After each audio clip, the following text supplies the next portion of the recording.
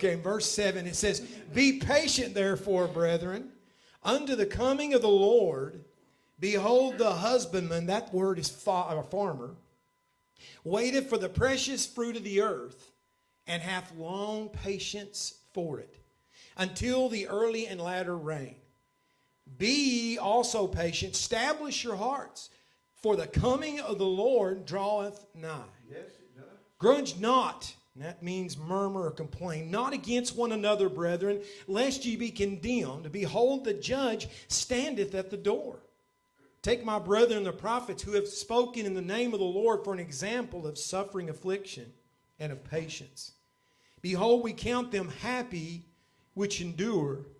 Ye have heard of the patience of Job, and have seen the end of the Lord, that the Lord is very pitiful and of tender mercy." This morning I want to look at the title of "How Can a Christian Endure Till the End?" How can a Christian endure till the end? Let's pray. Heavenly Father, I thank you, Lord, for your word. I thank you, Lord, that God, that you are coming soon. And God, I know that, Lord, we may be going through some things. There's going to be things in our path that try to discourage us and to try to get us off track. But Lord, even as this word says this morning, we need to get our eyes on you and realize time is short. And God, we don't need to be discouraged, but encouraged in you, because this is not our home. And this is not our destination. But Lord, you're soon coming for those that are looking for you. And I pray that you would open our eyes and let us see what you want to say and hear it. And that God, you would answer right here in these altars this morning. In Jesus' name, amen. You can be seated this morning. That word patience, it's talking a lot about patience here. And it's not just being patient waiting on something, but it's talking about being patient despite great difficulty. Some of the things, I know Dad can understand this a lot better in the last few weeks, and I know some of you all have been through some things, and some of it you won't even tell, because you may have went through struggles and problems and trials, and you realize this is hard. This is not what I thought it would be. Yeah. When we get saved, the Lord never promised you never have another problem. In fact, a lot of times the enemy is not going to bother you as much when you're living for him. But when you give your heart and life, you can expect it. You give your heart to the Lord, he's going to come after you. You're going to go through some things. And in fact, we're living in a generation and a time like I've never seen before. The church is going to be ridiculed more than ever before. We're minimalized. We're put down. We are the outcast. The people no more put faith in God. But we are the problem as far as the world's concerned, a lot of the world. Yes. But we know that we have the answer that they're looking for, and the enemy is working overtime. We can give up a little bit too early if we don't watch. I read about this man that was back when gold was, there was a lot of people that was trying to find all the gold, and there was a man named R.U. Hardy who gave up just a little too soon. He had gold fever. Him and his uncle had gold fever, and they went and staked out a claim, and they got digging. And they uncovered some ore, some gold ore, and they realized we've got to do something about this. And so they didn't have the funds to really get it out, and so they went back and they raised money, and they didn't tell anybody where it was, and they raised enough money to get some equipment and go back, and they invested a bunch of money, and they had to come out and get their money back. And so they was digging that gold ore, and they actually got to the point where that they had accumulated enough money from what they had dug out. They paid all their debts off, and so from this point forward, it was going to be all profits, and they were so excited. Yeah. And it didn't take but another day or two, and all of a sudden they came to the end. And they were so discouraged, and they kept digging a little bit further and kept digging, and I couldn't find any more. And very quickly they decided just to cut their losses, and at least they paid for the equipment cost and what they'd invested in. They found some old junk dealer, and they sold him all the equipment they had left for a few $100s. And they went back home. Well, this man, being a shrewd individual, took this investment of a few $100s, and he hired an engineer to come in and look and examine and to dig in and to find out, is there more gold? Is there anything? And they discovered that 3 feet further than they stopped, if they'd have dug 3 more feet, they would have hit an incredible vein of gold. This junk dealer became a multi-million-dollar individual because he didn't give up, and they went home just a little too soon. Yeah. In our Christian life, James is telling us, don't give up. Don't give up, because the end is inside. And we need to realize that there's going to be things that's going to try to discourage you and to keep you from actually realizing what God has got for you. And so if you look at the few verses before this, what James is talking about is he's just burned up. I jumped over this. It was talking because it's pretty tough, man. He got a hold of people who had money, and he just blistered them and said, you have let basically your gold and your money has become your God, and God is seeing it. He's aware of it. In fact, he says, you have ripped off these Christian brothers. You have took advantage of them to hold back their money so that you'll have more, and God knows, and he's going to do something about it. So he's ridiculed those that got wealth the wrong way. Now, he's not saying, just don't misunderstand, because I don't know what your bank accounts are, but if you got some money in the bank, God's not saying it's wrong to have money. It's wrong for money to have you. That's right. It's when money's out of place, and when you let it become bigger than God, now it's a problem. Yes. And he's telling them money is a problem, and he's talking to, then he turns his attention to these Christians that they have been taken advantage of. And the church is in persecution here. And the church, we've had it pretty good for a long time, but I can tell you, church is going to head right back toward it. So we need to realize how we live whenever the church is being ridiculed, and when you're going through it, and you got a job, and maybe you get passed over because you won't do what they want you to do. I know of many times that people that, because they're Christian, they know that you won't lie or steal or do something else, and so you get passed over. And some people will intentionally hate you because they don't like what you stand for. You say the name, you believe in Jesus, boy, that polarizes you. That puts you against most people. They want to just, you can get there any way you want. It's what they want to believe. And so we realize that there is going to be opposition that you're going to face. So he turns his attention to these people that are going through it. And he says, now, even though you're going through it, what he's saying is, don't give up.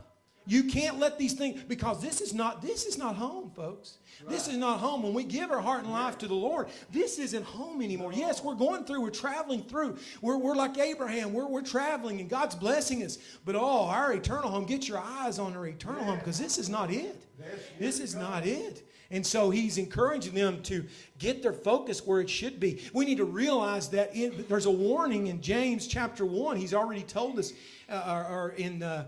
no, he actually encourages us in James chapter 1. It says, my brethren, count it all joy when you fall into divers temptation, knowing this, that the trying of your faith worketh patience. He's already told us, and we looked at that a few weeks ago.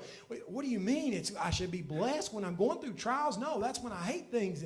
And he's telling us that we need to be encouraged, but we need to realize that Scripture tells us there's going to be a great falling away, and that's what we're seeing in the hour that we're in. There's people that are given up. They're all they're wanting to do is put the roots down deep where they are, and they're walking away from the things of God. So we need to realize that what he's telling us here is that we need to patiently endure because of what's coming.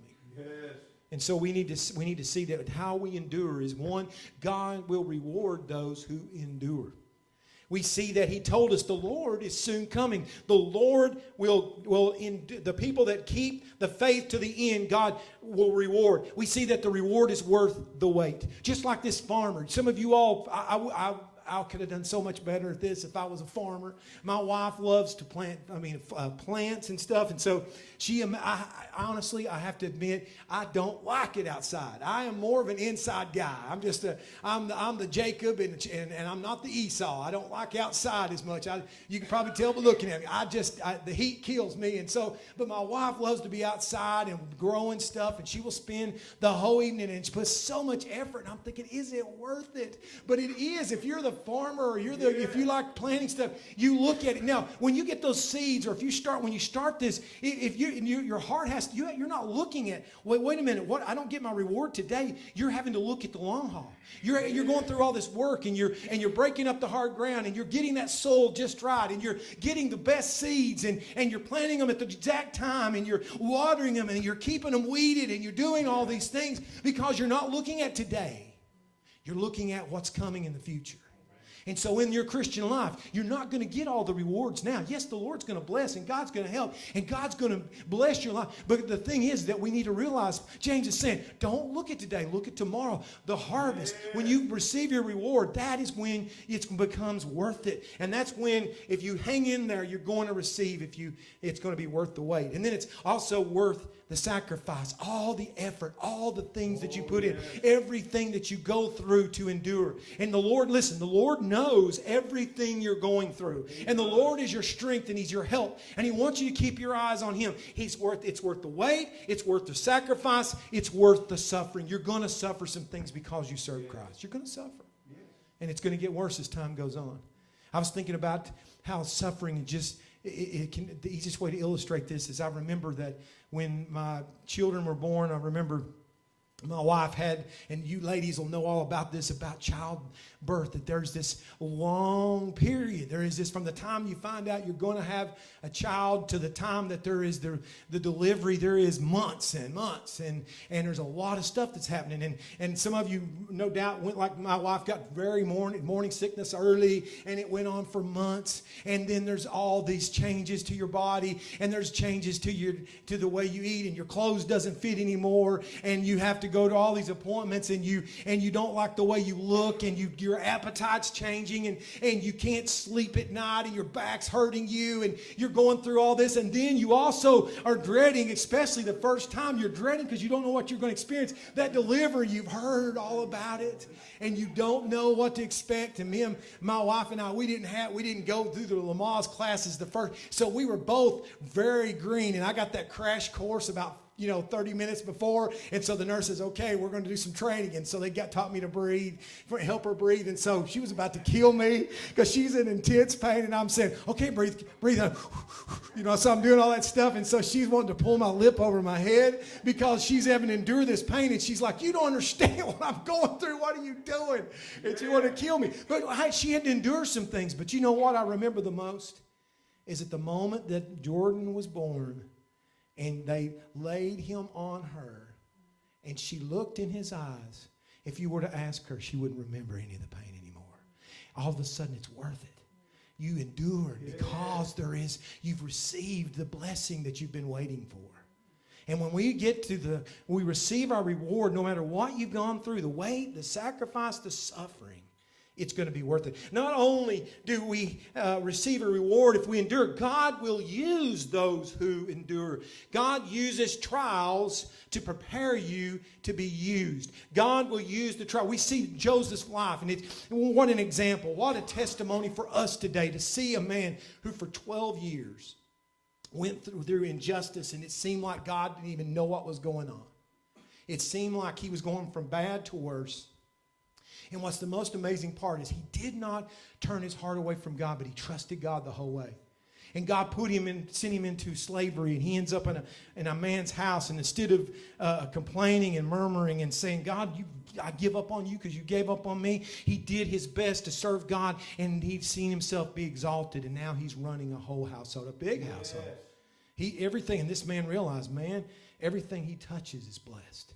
So he becomes, except for his wife, everything else is under his control. And then we see it gets from bad to worse. He gets through into prison, and it's like God has turned his back on me again, and he's in that prison, and me and you would be in there saying, God, we'd be grumbling and we'd be complaining, but he kept looking up and trusting God. He never gave up his faith on God. And we see that just like in that house, now he's over a large prison, and we see that the prison warden realizes that everything he touches, that God's blessing, and so he keeps raising him up till now he's running the prison. This guy probably wasn't coming to work half the time because Joseph has got it running so smooth and so slick that he never has to worry about anything. And we see that there came a day when he least expected it. All of a sudden he's pulled out of that prison. He's standing before the most powerful man in the world, and God gives him the exact answer that he's looking for, and he is now exalted to the number 2 person in the world. He's now not leading a home. He's now not leading just the prison. He's now leading the whole country, and he's affecting the entire world. What was God doing through that test? He was molding him. He was directing his step. He was preparing him for the purpose that he had in his life. Sometimes you're going to go through tests and trials, and you're not going to understand what you're going through. It doesn't make sense why God let this happen to you, but you don't realize, because if you were God's perspective is greater than ours. He sees the beginning and the end. So God is saying, just trust me a little bit, because when you get down the road a little bit farther, you're going to be able to look back and say, I see what you were doing. I understand what you were doing. Every one of us, whether it be in eternity or even before, we're going to realize that everything we go through as Christians, God uses it to mold us and to prepare us. Not only does that, when we endure, God uses those things that we're going through to minister through us. The things that you're going through causes you to have a heart for other people that's going through things like you, and you're able to minister. It opens a door that you've never had before. I read of a man named David. He was a soldier that was in the Vietnam War, and he was, all of his life up to that point, he had served God, but he was just kind of half-hearted, and everything, every trial that ever faced him, he thought it wasn't fair and it wasn't right, and he grumbled and complained. And he was part of an elite force in the Navy of a elite force that charged the beach, and he was one of the front runners that would go in before the rest of the troops, and he was to break a hole through so that they could get in. And so he had a mission, and he got on this mission, and he was in the gunfight, and it was being pinned down, and it was pretty intense, and he had a phosphorus grenade. And some of you all know what I'm talking about, but a phosphorus grenade's not one just explodes and kills people, but it's one explodes, and it casts a chemical on you that burns, and the oxygen ignites it, and the more oxygen it gets, the hotter it burns. And so it's a pretty deadly thing. And so he got this phosphorus grenade, and he was about to throw it, and when he got right here beside his head, one of the snipers shot and exploded the phosphorus grenade right here beside his head. He collapsed to the ground. He's laying on a muddy beach there, and without being graphic, he's part of his face he sees stuff floating down. He's in a mess. He thinks he's dying. He knows he's on fire. His face, his shoulder, he is hurt, and he's laying there expecting to die. Miraculously, he didn't die. They ended up getting him and medevaced out, and he ended up in Saigon. And he goes through several surgeries. He ends up going through 12 surgeries, and it's such a tedious thing he's going through that even the doctors and nurses are scared, because every time they try to operate on his face, every time they get the tissue down to where that exposes more phosphorus, he ignites again, and they keep running out, leaving him alone in the operating room, because they think it's going to explode the oxygen that they're using, and so they keep leaving him alone. He just thinks this is crazy. I'm going to die, and so he's going through all these surgeries, and to make it worse, as he's recovering in one of the rooms, he knows he's grotesque. His head is like a basketball, and he knows he's no doubt his face is grotesque. He's wrapped up. There's just very little that's not wrapped up. The guy next to him is even in worse shape than him, and his face is mangled, and he's lost an arm, and he's lost a leg, and he sees this guy's wife this guy in the bed next to him, his wife comes from the States, and when she walks in and sees the condition of this other guy, she gets nauseated. She gets tore up. She walks up crying to this guy's bed. She pulls off her wedding ring and says, "I can't tolerate the way you look. I cannot go through this." And she lays her ring next to his pillow, and she cries and walks away. Well, this man for the next couple hours just laid there in all these bandages, and his friend, and just quivered and cried. 2 days later, that man passed away. He lost all hope. Yes. And so this man was dreading so much for his wife to come. She was a good Christian woman, but he knew that he'd seen what was going to happen. He expected that to happen to his wife. He used to be a good-looking guy, and he realized, what has he got to offer now?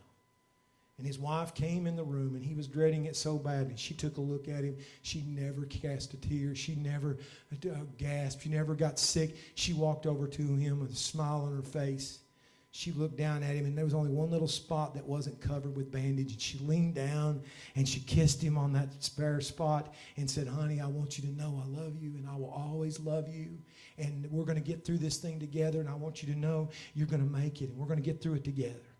All of a sudden, something inside of him just raised up, because he realized he was loved, and he realized there was a hope that he didn't even dream. He expected her to turn her back on him like he had seen, but all of a sudden something come inside him. There was steel come into his spine, and even though he had to go through multiple surgeries, and it took years to completely get to where he was able to do anything, he found an opportunity that he became a minister, and it opened doors where he would be on television. It would open doors for him to have ministry all across the world, and he said, "I would never never trade what I've went through here because I am twice the man I was before. I've realized that the test is not what's on the outside. The true test comes on the inside. And it's opened doors for me and my family that I would have never had before if I hadn't have gone through this test. So we need to realize that as we go through, God is using the test to use you and to minister through you. Not only that, we need to realize God blesses those who endures. God wants to pour out His blessings and His Spirit upon you. Verse 11 says, "Behold, we consider those blessed who remain steadfast. You have heard of the steadfastness of Job, and you have seen the purpose of the Lord, how the Lord is compassionate and merciful." One of the most amazing stories, and we've looked at it recently, is the story of Job. And it's an amazing, probably the oldest book really that was written. One of the first books that they showed that was probably written was Job. And it's an amazing story of how God blessed a man who first, he lost everything. And Job wasn't because, and you'll see that, you don't go through things because you deserve it. I know people who believe if you suffer, it's because you're doing something wrong. Well, that's not the case. You will suffer just because you're a Christian. You'll suffer just because there's a test going on. And so Job went through the test, and God was looking out over that, and Satan was there accusing people, and he had seen Job, and he couldn't get anywhere near Job because Job was a godly man, and he served God, and God had a hedge about him, and the devil couldn't get within 100 miles of him, because he served God with all of his heart. And he loved Him so much, he even did sacrifices for his children. And he wanted to make sure everything was right. And so the door got open because the devil said, if you let me get near Job, he'll curse you. He'll curse you if you let me get near him. And you know what? What's amazing is the devil ain't figured it out yet. God knows everything. If God says no, he won't, then no, he won't. And he sits there, and so he lets him in. And so Job, we see that was like an incredible one rocket fire, one after the other. He didn't hit him one thing. And have you been through this before where you get hit with about 5 things at once? One's enough to take you down, and you get hit with 5 things at once and from every direction, and the devil thinks he's going to take you out, and that's what he's trying to do. But we see that Job finds out that he lost his cattle. He found out he lost his oxen. He found out that he lost his donkeys. He found out he lost his sheep. He lost all of his animals. I mean, that they came and stole them, and they killed the servants, and only one left. And before that guy could finish, somebody else was telling him other bad news until he got the final worst news. The man comes and says, I just want to tell you that I was in your eldest son's house, and all your children was there. And a storm came, and it collapsed, and it blew on the building, and it collapsed. And every single child you have is gone. And we see that he stops. An amazing example of what to do in the test. He stops, and he worships the Lord. Even in adversity, it shows that he trusted God no matter what. And we see that the devil thought he was going to ruin him. He thought he was going to cast his heart away from God. He was going to steal the purpose that God in his life. And in fact, the only one he left was his wife. And her great news was she came to him. Instead of encouraging him, she says, you might as well just curse God and die. Wow, that was great advice. Well, then even his friends, well, maybe my friends will come through for me. And his friends came and said, well, it must be because of sin. And they kept trying to blame him and saying, what you're going through is no doubt. God doesn't do these kind of things to people but because of sin. And so we see that everybody turned their back on him. And yet he wouldn't take his, though you slay me, I'll not turn my back on you. I won't give up on you. He wouldn't. And we see that this verse in verse 11 says, and you can see the purpose of the Lord, how the Lord is compassionate and merciful. We see that from the very beginning, before he endured the first problem, the Lord was already there with the answer and the blessing waiting on the other side. If you go into that trouble, you need to realize that God's aware. First of all, you're going to think he's not. God's aware of what you're going through. And before you even start the trial, God's on the other side waiting. If you come through, if you'll keep looking at me, if you'll keep coming through, I've got blessing waiting on you. We see at the end of the book in 42 verse 10 says, and the Lord restored the fortunes of Job when he had prayed for his friends, and the Lord gave Job twice as much as he had before. He was incredibly rich before, and God says, yeah, I'm not going to just give you back everything you lost. Sometimes he's like, God, restore. God, help me. Give me back what I've lost. God's saying, that's not what I want to do. I want to give you more than you lost. If you'll just trust in me, I'll give you that double portion. I want to pour out my Spirit on you. So God blesses those who endure. And then finally, the beginning of this verses we read, we see in verse 8, or actually in verse I should have put it down there. Be patient, therefore, brethren, unto the coming of the Lord. And he says that, verse 8, be ye also patient, establish. That means strengthen your hearts, for the coming of the Lord is nigh. We need to realize the Lord is coming for those who endure. Are we looking? Are we ready? Are we expecting His return? Do we have our eyes upon Him? We see in Hebrews 9:28 says, so Christ, having been offered once to bear the sins of many, yet will appear a second time, not to deal with sin, but to save those who are eagerly waiting for Him. God is coming for those who are eagerly looking to Him, that has their eyes on Him, that realizes this home is not their home, and we need to realize that He's coming soon. He's coming soon. He's coming for those who are looking for Him. And if you look at the world that we live in, if you look at the church in this age that we're in, they're not looking. We're looking more on what's going on right here. We put our stakes way too deep. We are trying to dig in like this isn't our eternal home. And the Lord's saying, don't do that. Realize I'm coming. My appearing is soon. I'm coming for those that are looking for me. It's going to come in a flash, in a twinkling of an eye. 1 Corinthians 15:52 says, in a moment, in the twinkling of an eye, at the last trump, for the trumpet shall sound, and the dead shall be raised incorruptible, and we shall be changed. That's the reward that we're waiting on. That's the moment when it all comes due. That's when the moment when we actually realize that what we've given up here, we're going to receive the blessing that we've been waiting on. And now none of this is going to matter anymore. There will never be anything. Your bank account won't matter that moment. All the things that you've purchased won't matter. All the job and all the accolades this world has put on you won't matter. It's only going to matter one thing in that moment. That twinkling of an eye is like a 40th of a second. It's what he's talking about. Just in a moment, it's going to be over with. There's not going to be any time to prepare. And the Lord is coming for those that are looking for Him. And so James is saying, get your eyes off the circumstance that you're going through now and realize that the thing that you're waiting on is coming soon. And I'm coming and I'm looking for you.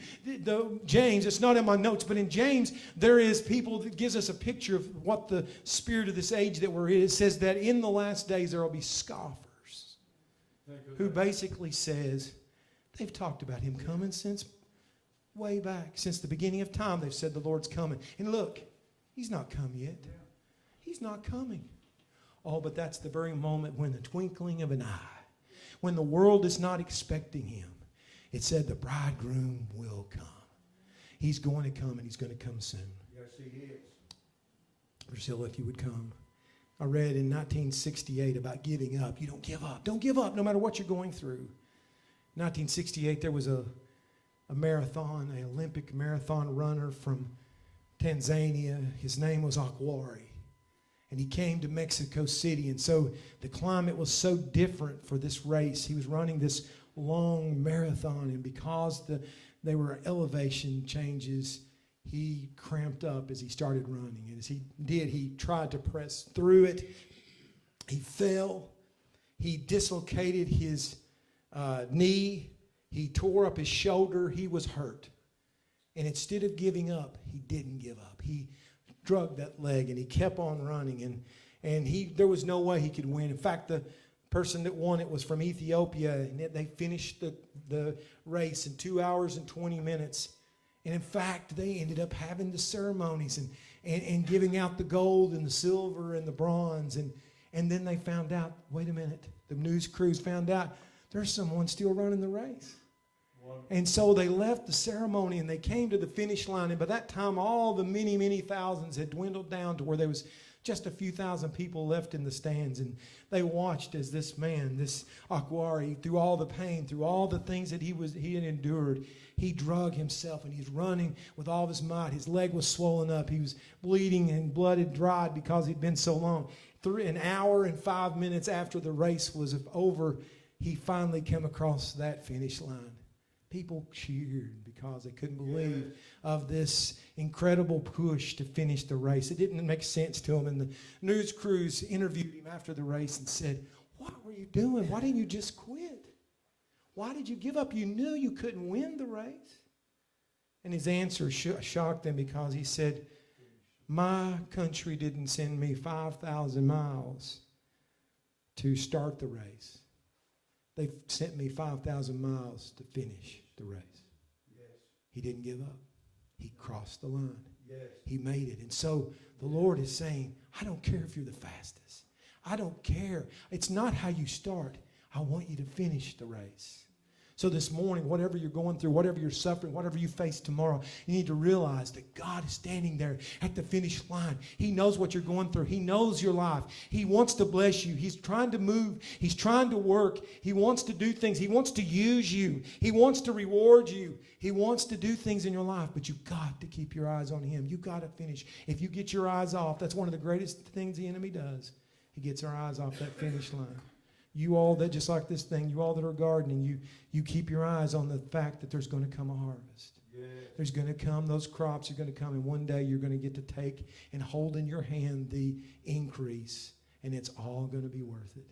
And one day we're going to stand in glory, and we're going to see our Savior, and we're going to see those that we know that's gone on before, and we're going to be there for eternity, and we're going to be able to say, it's worth it. It's worth it. I would never trade anything that I went through. If you would stand this morning. If you would bow your heads this morning. This morning, I want to encourage you. Let me pray. Lord, I pray that, God, that you would open our hearts. And, God, that you would get our eyes, Lord, on what really matters. God, the world wants us to get our eyes upon where we're at and what we're facing and the things that we're going through. That, Lord, the enemy wants to discourage us to give up. Lord, before the goodness that you have for us. We're so close, and God, so many are walking away. So many are turning their back on you. So many, there's a great falling away of people who's getting discouraged, and their confidence is in themselves and in things of this world. But God, you're saying, keep your confidence and faith in me. Lord, let me have your life, and keep your eyes upon me, and you'll do the work, and you'll move. This morning I pray that you would move in this place, and that you would, Lord, deal and minister in this altar. This morning, if your heads are bowed, no one else looking around, I just want to give you an opportunity to, if you want it, would say, pray for me. I want God. I want to give God my entire life. I want God to have all of me, and I'm not living the way I should. I know the Lord's dealing with my heart. I want Him to have completely. I want to keep my eyes on Him and get my eyes off of the things of this world. And I'm not really where I need to be. And you just say, pray for me. I'm not going to embarrass you. Just want to pray for you. Anyone this morning, say, pray for me. Pray for me. I see that. I see that. Anyone else this morning? Anyone else this morning would say, pray for me. Here I am, Lord. You see me. Hallelujah. Well, this morning, I don't know what your condition is. I know, that there's God wants to move. God wants you to keep your eyes on the finish line. And whatever your condition, you can even be living for Him. But you're willing to say inside your heart, say, I know I need to keep my eyes more on Him. I've gotten focused on other things. I'm letting things come between me and God. And this morning He's encouraged you. Don't get your eyes on anything but the finish. Look at the coming of the Lord, and let Him have His way in this place. This morning, if you would go ahead and start playing, I'm going to open up these altars. And if you raised your hand to pray, the altar is open. And for those that are even Christians, this altar is open for you to come and to find a place and to stand or to kneel and to let God move and stir and get a hold and just surrender yourself completely to Him. This altar is open. Come, find a place. Stand and pray or kneel. Oh, let's pray this morning, folks. Let's find a place. Hallelujah. That you would move, God. Hallelujah. Lord, that you would move by your power. That you would move by your Spirit. Oh, God, draw, Lord. Hallelujah. That you would move, God. Move in this place. Move in this place. Hallelujah. Have your way, Lord. Have your way, Lord. Move, God. Oh, hallelujah. Praise you, God. Lord, the Lord is here. The Lord wants to move. God wants to move. Hallelujah. Hallelujah. Praise you, Jesus. Hallelujah. Praise you, God. Hallelujah. Praise you, Jesus. Hallelujah. Oh, can someone, hallelujah. Praise you, Lord. Hallelujah.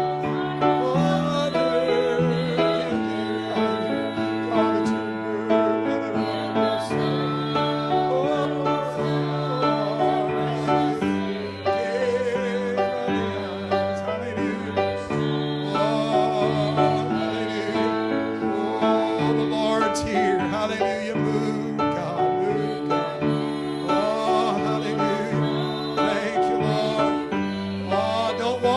away from this opportunity. Hallelujah. Don't walk away from this opportunity for God to move in your life. Oh, hallelujah, hallelujah. These altars are open. Oh, hallelujah, hallelujah. Oh, thank you, Lord. Yes, God. Yes, God. Hallelujah. Oh, you want to turn our lives around, God. You want to move. You want to strengthen us. Hallelujah. Oh, someone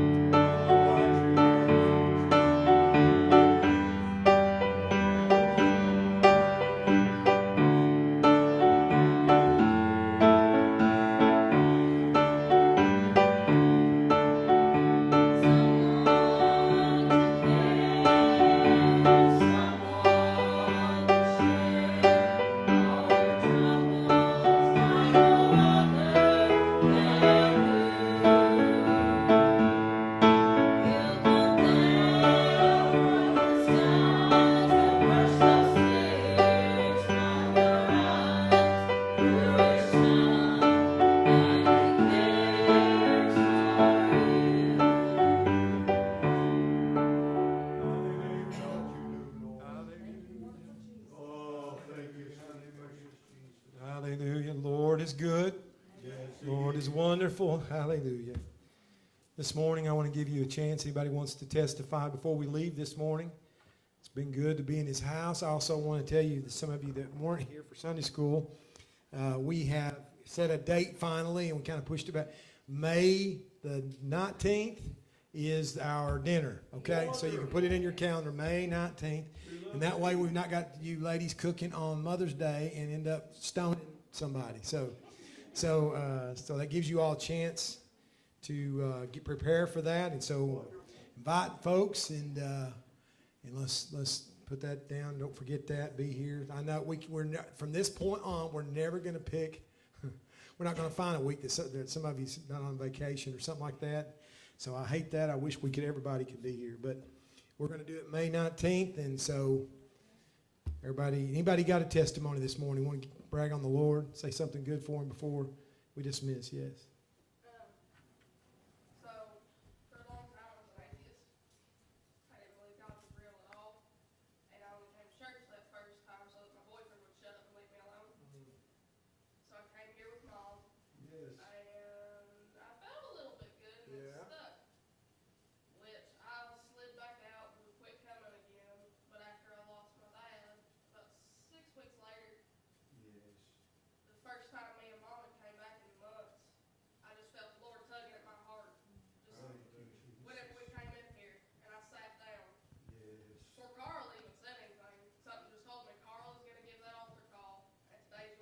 Hallelujah. Wonderful. Amen. Now I know it was the Lord, and I praise the Lord for that. And I praise the Lord that, Yes. I'll be able to go home and be with Jesus. And Yes. be able to see him. And, Amen. Yes. Hallelujah. That's so precious. It's just a huge blessing to be able to come here and see Carl. And Amen. Carl's Yes. been on my mind a lot since he's been hurt. And just so happened that the day I decided to come back was the same day Carl came back. Wonderful. But it was just a huge blessing Amen. to be able to get to see him for me. And I Amen. praise the Lord that he's brought Carl through what he has. Amen. Brought me Yes, through I what he believe. has. And that he'll, continue to shield us all. Wonderful. Hallelujah. That's encouraging. Yes. Amen. We still remember Amen. that water baptism, don't we? We still remember that river baptizing. Yeah. We got Ed and Naomi snuck in on us tonight. That's We're wonderful wonderful. glad to see them this morning. Amen. Thank the Lord Yeah. that I'm back. Amen. I could have been if I was coming.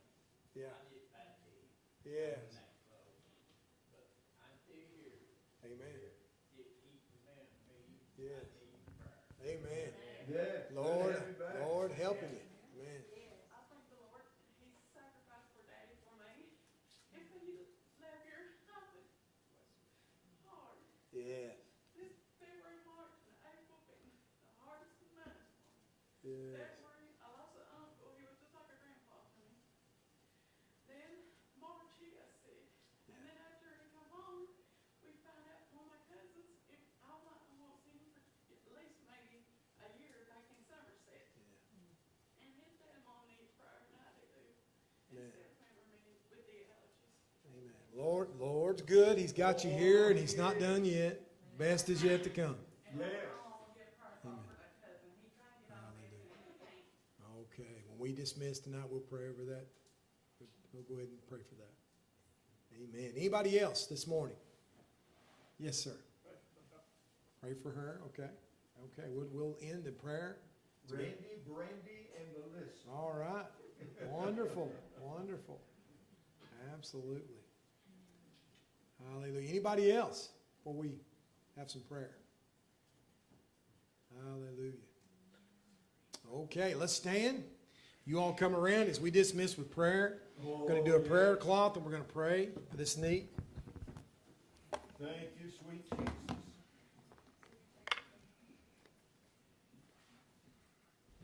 Oh, yes, Heavenly Father. Oh, hallelujah. Lord, we bless you. Hallelujah. Hallelujah. Let's sing. Can we all come in here and help me? Yes, little Brandy. Come out here. God, just Oh, minister Lord, to right now, her.